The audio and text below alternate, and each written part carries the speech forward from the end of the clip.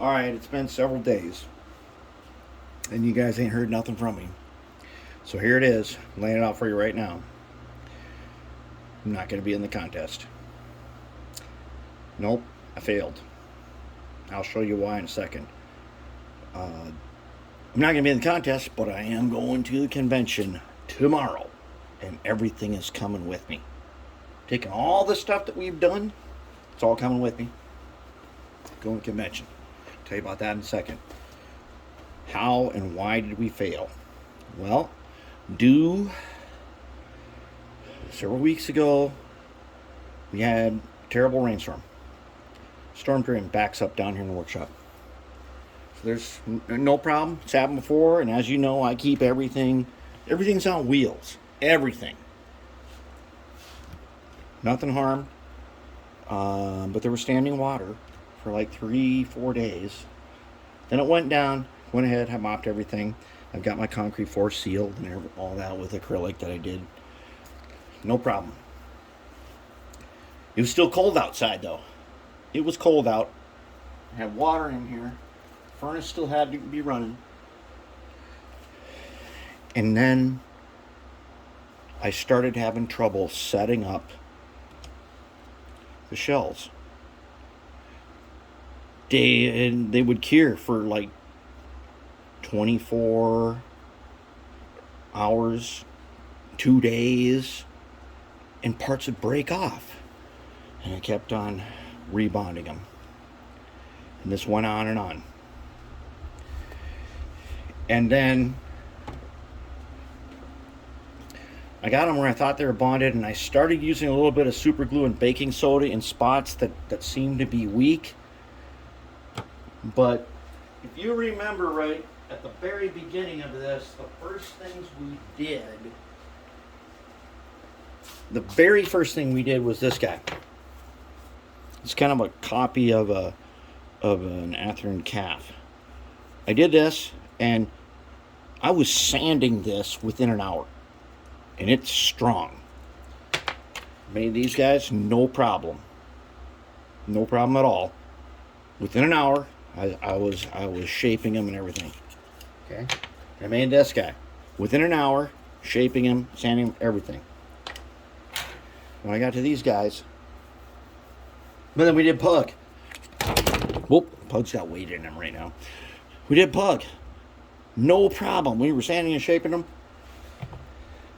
Then water came in. Now, this is acrylic, right? And we are doing a solvent bonding. One of the problems with solvent bonding on laser cut acrylic, especially, on regular acrylic anyways, but on laser cut acrylic, is the solvent makes heat, and it says 72 hours to reach 80% strength. A little known fact is that humidity affects the bond a lot, and I'm going to show you what I mean by a lot. Let's take a look at this would be Atlas right here. As you can see, I don't know if you can see along here, but the bond, it warped. Warped again. Warped some more. Not only that, we're talking 7 days later. Check this out. Look how big the walkway is on this side and how small it is on that side. The bond shifted and shifted. Even I had painted it, so the paint on here, primered it, painted it, acrylic paint, no problem. 7 days later, it had shifted over. That means this bond got stronger and this one got weaker. And I'm still like, okay, I can still fix it. I can still do it. It'll be okay. Everything. I got a clear coat on it. And it was humid. And it crinkled. Okay, that's not my first time dealing with it. What is my first time dealing with it is that this crinkling, it's not like your usual humidity crinkling. Because when I take my cloth and I rub this, it is as if there is an air bubble underneath here, which I know there's not. But I can actually move the wrinkles. I can move them around. And that if you've ever done acrylic where it crinkled up, you know that they basically stick and stay. Not these. That is a humidity problem. I finally figured out, and I've had the dehumidifier running on full blast. Got the fan go, the big fan on full blast, and no luck. Finally, I turned on the air conditioner. It was like 50 degrees outside, and I turned on the air conditioner here, and just ran it continuously. And it didn't really get that cold, but it didn't help. It got to the point where this kept showing up. See that? This one had been, I tack coated this first, as if I was doing a Hot Wheels car. I tack coated it. And tack coated it. And now I still got wrinkles that you can move around. And that is a severe humidity problem. That's why we're out. There's no way these will ever be contest ready. However, we didn't go through this for 100 and some days to not finish these. That's not happening. I'm out of this kind of acrylic. The shells themselves are acrylic that I had to order and wait for weeks for it to show up. These 4, and there's a 5th one. The 5th one has not suffered that problem yet. But when I picked it up a little while ago, one piece that should have been secure, that was secured like a week ago, just fell off. And that's a problem. And then I thought, okay, I can deal with it. So here would be the midway one. It don't look too bad. There's a lot of wrinkling on here that you don't even know about, because I have ways of dealing with the wrinkling without trying to remove it. Anytime you try to remove it, like with alcohol or something, it just makes it worse. I rolled it, I polished it, I burnished it and stuff. And okay, I'm going to still make it. But then catastrophe. It didn't just affect the shells. And the shells are all crooked now. That does not affect the fact they still work on our locomotives that we built. They are still fine, and they will fit on here, and they will still work. No, the real problem came when the platforms broke apart, which had been bonded for weeks, and they had been screwed together to clamp them. That was bad, but I had already made more, and I replaced them. Now, the real problem came when the JB weld on the newest one that I made, the JB weld on the aluminum just fell apart. And it's not like we don't know how to do it. We know how to mix it. I mix it the same way every time. But the humidity affects that JB weld. And you probably have to use like 25% more hardener or something. Anyways, I can't take the chance because I have already bonded this, I think 3, maybe 4 times. This would be like time number 5. This time I use PC11, which is an underwater epoxy. I know it's not going to have 4,000 pounds of strength on it, but it's going to be strong enough to hold. But it got to be too late. So the other day, after that had broken off twice, and it takes, JB Weld, you need to wait on the regular version, you need to wait like 24 hours. On the quick stuff, you need to wait like 6 or 7 hours before you have some working strength. Came apart, and that told me right then and there it was not going to work. Now, at the convention, I will be giving a presentation on everything we have done so far, which is good. Everybody's going to see what we've done. This will not be my year to win the contest and be crowned a master. It's fine. I've already been doing this for years. This would have been like my 3rd try. I keep getting closer each time. This could have been a good one, but it doesn't matter. There's next year. now that we're this far into it, we're not quitting. We're not stopping. These are going to get completed. We didn't make these for nothing and spend all that time making these. They're going to be still fully operational locomotives. So before I close out this series, we are going to finish these. Not only that, built these guys. Okay, they look like the other guys. But these two were built after these. And not only those, but these 4 were built, I don't know, like 5 or 6 days ago. They were built after. And the thing about being built after is I used the notes that I had taken and I built them from the recipe, and building them based on the recipe we've recorded, these are even better. They're the same truck, same design, but this one, the newest one, is even better. Tightened up the ship. That's what we did. Each time we make them, they get a little bit better. And I already made 2 new. Oh, you don't make me separate you two. All these 2 rare earth magnet guys. These are ready to be made into locomotives. They're going to go on a pair of these. Go on like this. Here, they're going to be something special. We didn't make these because we're not using them. We are using them, and we're going to finish out this series with the final episode will be a lessons learned.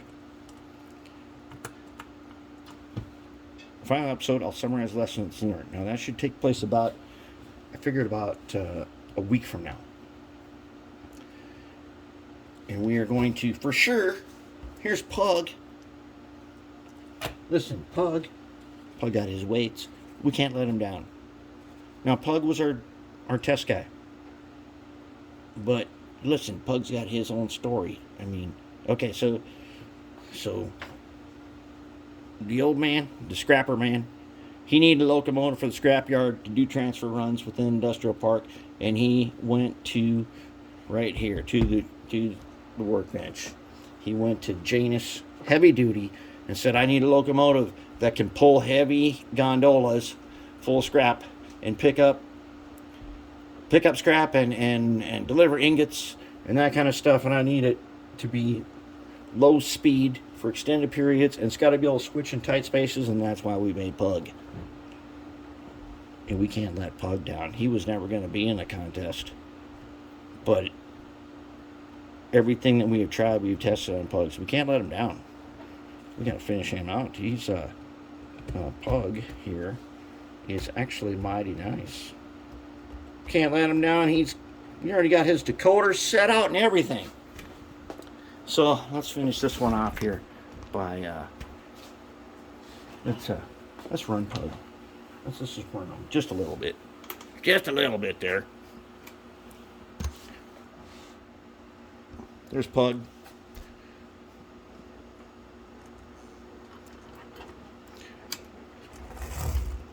Oh, he's not on the track. I wonder why he didn't like that.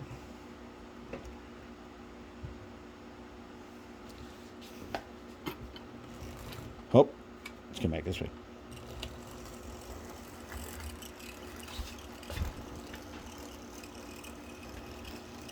See, Pug sounds like a scrapper.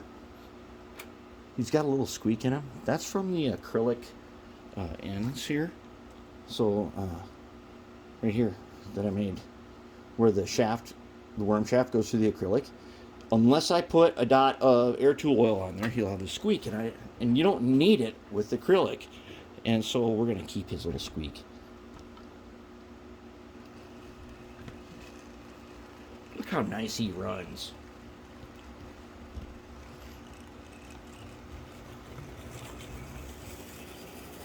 Now, Pug has got some torque to him. He ain't got power.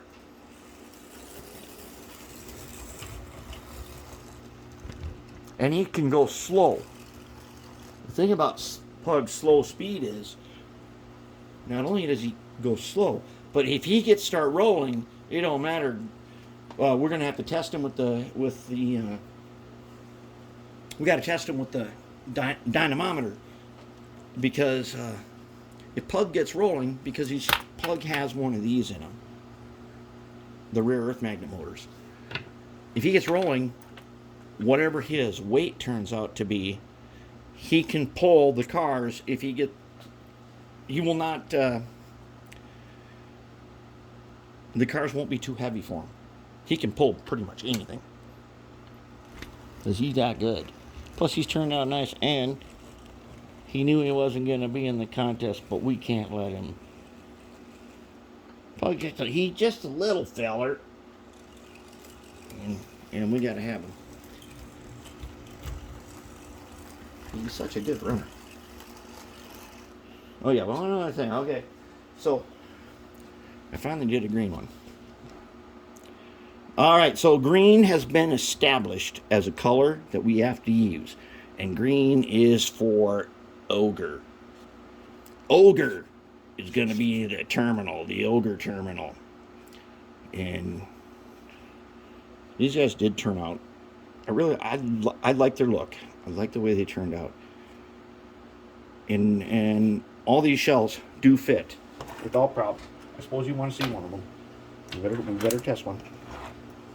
Okay. Front side, yep. Let's go ahead and put him on one. Does he fit on this guy? Yeah, who knows now, because of the way the acrylic keeps setting up. If they will. He was on there. He doesn't have any weights inside him, but he will,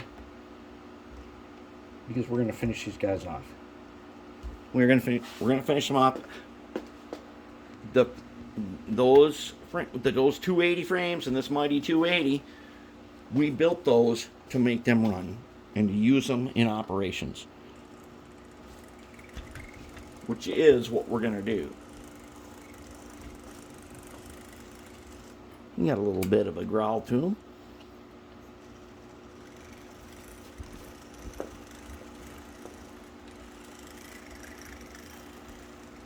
Look at that sweet low speed we've developed with these. And that's another one. That 280 motor, if it turns and he's heavy enough, he can pull anything. Nope. And so another downfall to humidity is these switches here are not engaged again.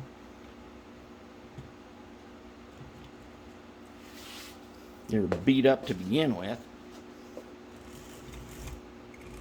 Yeah, you can see them. Okay, so remember, we got independent suspension on all of our axles. So it's got to be bad if one of these will not stay on the track in a spot.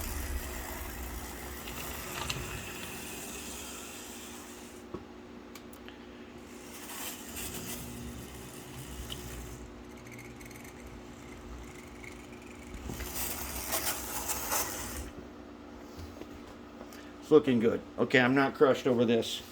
I am giving a huge presentation all about what we've done, and we're only going to do more. And we're almost up to 60 parts. We got to get this series over with. So we're going to finish these guys.